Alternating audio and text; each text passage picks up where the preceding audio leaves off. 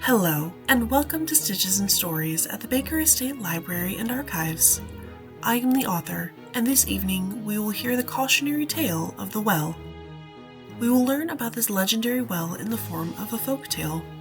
I also have a special announcement for you, our lovely guests. Rather than a questions and answering portion at the beginning of our storytelling hour, we will be answering your burning questions during our new monthly event, the Baker's Books. This will be our new book club where we encourage you to join in the reading and subsequent discussion of our favorite tales, as well as discuss questions asked regarding our Stitches and Stories presentations.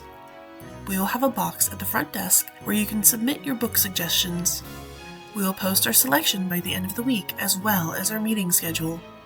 As always, we have refreshments available on the back table, so please feel free to indulge while you get settled.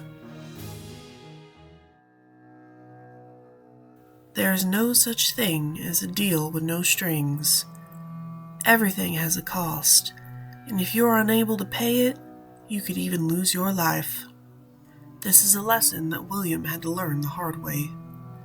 See, he was a gambling man, with less sense than coin, but the confidence of a king. He knew he would make it big someday.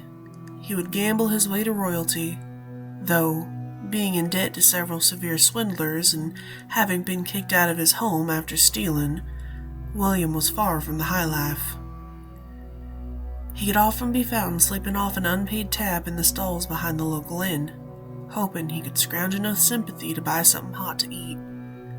However, this morning he was nowhere to be found.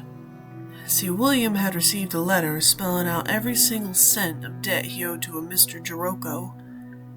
He had 3 days to pay it back, or that would be the end of old William. So like any man fearing for his life, he buckled down, got a quick job hauling coal, and worked till he sweat. Problem was that William started sweating before noon. Unfortunately for him and everyone else around him, William, being the steadfast fool he was, started thinking while hauling that coal, dreaming up plans of quick coins and cold ale. After he was tasked hauling the morning coal to the townsfolk, he began to offer to help bring the coal inside. Those who didn't know him thanked him, or gave him a polite no. Those who did slammed the door. But it wasn't long before his pockets jingled with pinched gold. That evening he drank to his own genius. Now, slow as he was, William knew that he would need to come up with a bigger plan to pay off Jiroko, but before he could start scheming, he was pulled out of his seat. The men and women who he had stolen from noticed real quick when their gold was gone, and knew it had to be William. They went to his new boss, found his name, and eventually caught him at the pub. Despite his other traits, William was always a slippery bastard. The angry crowd only got a few blows in before he managed to hightail it out of town. He ran and ran, through the woods past the river bend. All the while he was running, he cursed that town and vowed to never return. He spent the night under the trees and most of the morning before he pulled himself up and began walking. He was sure that the next village wasn't too far, that he could find a kind stranger to feed him, maybe even an ale. Only a few hours down the road he spotted a carriage. It wasn't until he recognized the drivers that he jumped off the road and hid behind the shrubs. The men's voices reached him before the carriage did. William hunkered down, terrified that Jiroko's men might spot him. Seems like Jiroko believed that William skipped town and they were out looking for him. Rather than walk the main path, William decided to take a few shortcuts. Lost before evening, he stumbled up a hill to find out where he was. On this hill was a well. An old thing. The rope and bucket were gone, the handle broken, lying on the ground.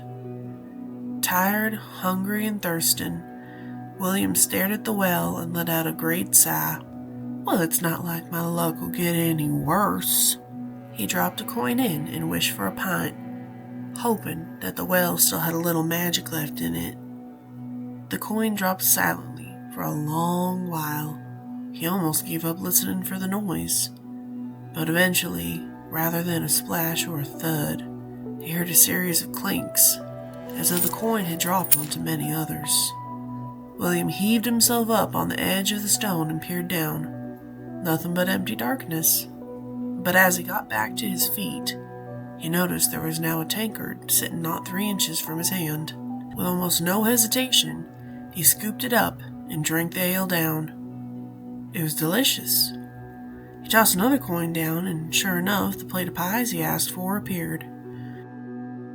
Giddy, he dropped his last coin down the well. I wish I was the richest man in town. William waited, but nothing seemed to happen. No gold appeared. Scoffing at his wasted gold piece, he sat down against the well, ate the pies, and drank his ale before nodding off. He woke with a start when a hand clasped his shoulder. William was groggy. His sleep had been full of whispers he couldn't hear. Sir, are you awake?" William stared up at the 2 thugs that had been driving Jiroko's carriage. He jumped back and threw up his arms. "Mr. Smith, are you all right? We've been looking for you all night." "I'll get Jiroko his money. I just need more time." The men looked at each other before looking back at William. "Sir, who is Jiroko?" Turns out, William's last wish had come true. He was now the richest man in town, and Jiroko seemed to be gone. Now most folk would take the good fortune and run with it, but not William. He got greedy. Once he got his bearings in town, he made his way back to the well to ask for more. Gold for wishes. Easiest deal he could ever make. Only it wasn't just gold that the well wanted. Each night William heard the whispers, asking for more. Each time he made a wish, the words got louder. Till one day there was silence and an unfulfilled wish. The fine wine he had requested did not appear, but he remembered hearing the word bones over and over in his dreams. William dropped a pile of sheep bones down the well and got his wine. This continued, but drunk on the power he was given, William did not hesitate to give the well what it asked for. Bones, blood, hair, teeth, spit, all the things you never give away to something you can't see. Unaware or unwilling to see the danger, William kept giving until the day came that the well asked for too much. It had been a few years, and William had found himself a girl, a lovely young thing he doted on. The day before their wedding, he asked the well for a long and happy life with her. That night, the whispers asked for an eye. William's eye. He was shaken. Every other ask had been vague, resolved by animal parts.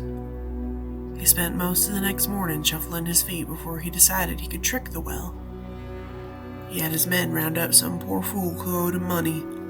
After they snapped the man's neck, William took his eyes, dropped them in the well, scrubbed his hands clean, and made his way to his wedding.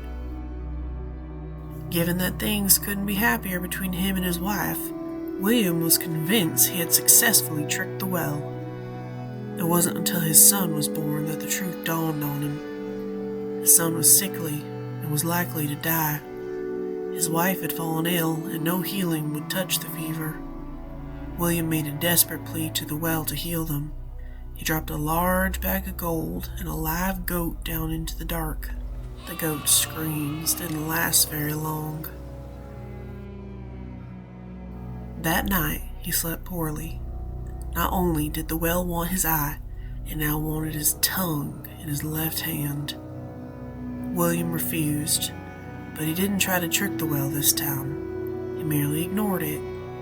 Each day his family grew sicker and his nightmares louder, until one night his sleep was silent, and in the morning he realized so was his house.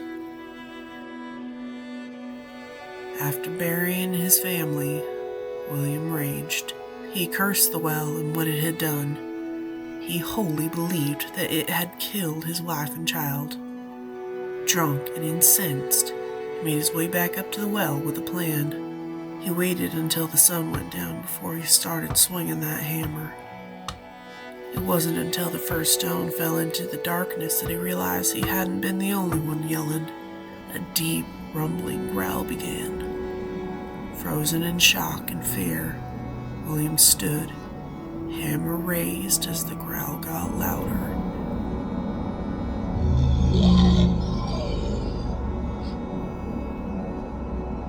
He turned and tried to run, but something caught him around the middle and dragged him toward the well.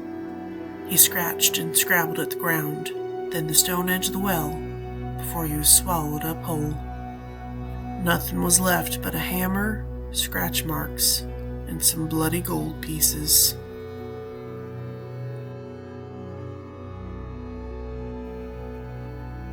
While this is a folktale that I'm sure many are familiar with, I do hope, my dear guests, that you leave here reminded of the very important lesson that if it is too good to be true, it probably is.